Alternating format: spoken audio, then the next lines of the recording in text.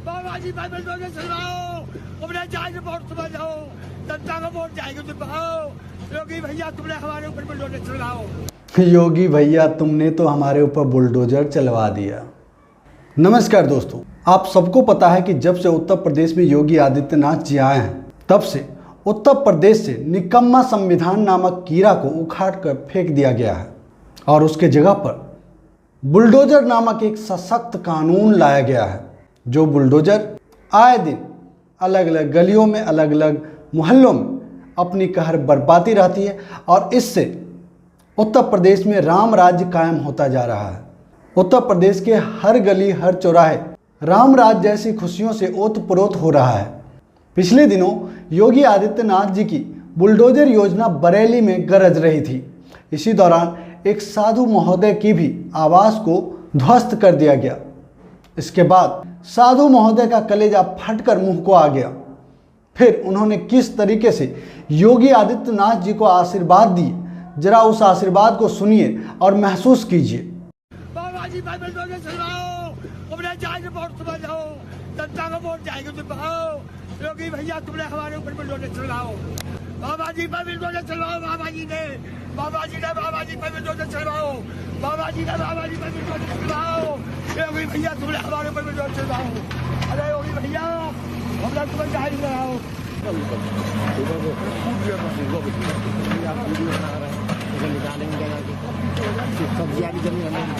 लगेगी आग तो आएंगे घर कई जद में, लगेगी आग तो आएंगे घर कई जद में, यहाँ पर सिर्फ हमारा मकान थोड़ी है। बहुत सही कह गए हैं महान शायर राहत इंदौरी जी ने।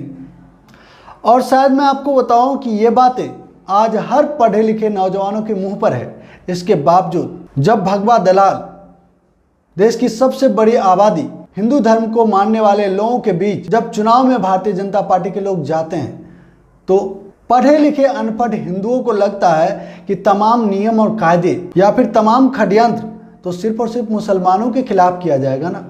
हिंदू तो स्वतंत्र रहेगा, हिंदू के लिए थोड़ी कोई कानून बनेगा। मुसलमान, सिख, जैन, पारसी ये सब तो गड्ढे में चलेंगे।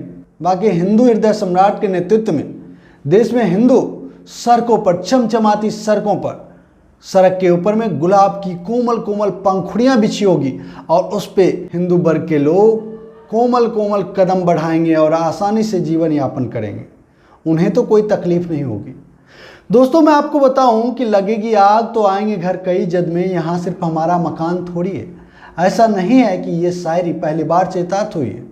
इससे पहले भी एनआरसी और सीएए के मामले में जब पूरे देश के हिंदू मुसलमानों से अपनी दुश्मनी निभाने के लिए सरकार के इस कुचक्र में देश को फंसा दिया, इस तुगलकी कानून के खिलाफ देश भर में आंदोलन हो रहे थे और उसी तरह का आंदोलन दिल्ली के शाहीन बाग में भी हो रहे थे। सरकार बहादुर इसके लिए विपक्षी पार्टियों को, मुसलमानों को बदनाम कर रही थी। वहीं चोर रास्ते से अंध भक्तों को, पागल भक्तों को, गोबर भक्तों को उसमें कट्टे लेकर भेज रही थी और ये अंध भक्त रात में लाठी डंडे लेकर भेज रहे थे। और आज जब इस तरह की घटनाएं होती है तो लोगों के कलेजे फटने लगते हैं। दोस्तों मैं आपको बताऊं कि जब जब संविधान पर हमला होगा, आप पर भी हमला होगा। अपनी बारी का इंतजार कीजिए। जो लोग गलत होते हैं वो हर किसी के लिए ही गलत होते हैं। देर सवेर आपको भी वो चपेट में ले लेंगे। दोस्तों आपको बताऊं कि इसी तरह का एक दूसरा मामला भी दिल्ली का है। जरा इस मामले को देखिए आप।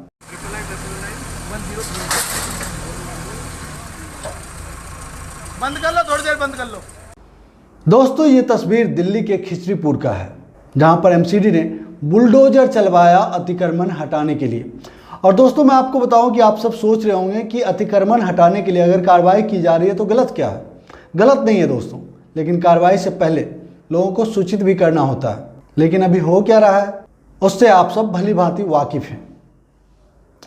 दरअसल दोस्तों पिछले दिनों जब दिल्ली के खिचड़ीपुर में बुलडोजर अपनी शक्ति का एहसास करा रहा था, उसी दौरान एक घर को तोड़ते समय दीवारों पर आदरणीय मोदी जी, अमित शाह जी जैसे भारतीय जनता पार्टी के दिग्गज नेताओं की तस्वीर साटी हुई, चिपकाई हुई दीवार दिखी। तभी किसी ने आवाज़ दिया कि रोक दो, अभी बुलडोजर को रोक दो। लेकिन तब तक वो मकान ध्वस्त हो चुका था। दोस्तों, मैं आप सबको एक बार फिर से कहना चाहूँगा, बुरे लोग दिमाग से बुरे होते हैं, वो अपनी सोच से बुरे होते हैं, और जो एक बार बुरे हो जाते हैं वो सबके साथ बुरे ही होते हैं। वह उस बुराई का शिकार अपनी बीवी और बच्चे तक को कराएगा, चाहे उसका नंबर सबसे आखिर में ही क्यों ना आए। बुरा उसका भी तय है।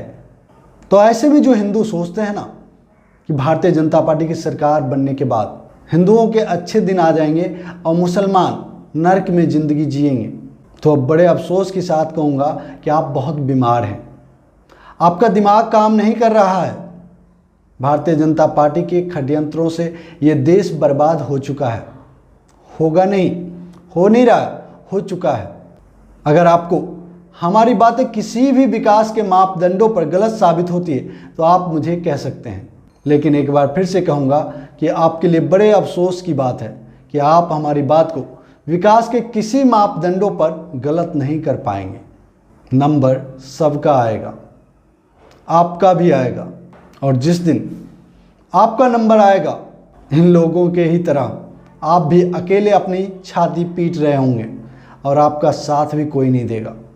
क्योंकि आप जिस विचारधारा को आज सीख रहे हैं, आपके साथ साथ हजारों लाखों अंधभक्त भी सीख रहे हैं। आपकी दोस्ती भी वैसे ही लोगों से है जो लोग दूसरों के खिलाफ नफरती बीज बोते हैं, नफरत करते हैं। जब आपने, आपके साथियों ने किसी का साथ देना, किसी को आगे बढ़ाना सीखा ही नहीं, तो आप कैसे सोच सकते हैं कि आपके जब बुरे दिन आएंगे, जब ये गंदी सोच वाले लोग, बुरे लोग आपके खिलाफ षड्यंत्र करेंगे, आपके खिलाफ हमला करेंगे, जब आपके ऊपर बुलडोजर चलवाएंगे, तब आपके साथ ये नफरती गैंग खड़ा होगा।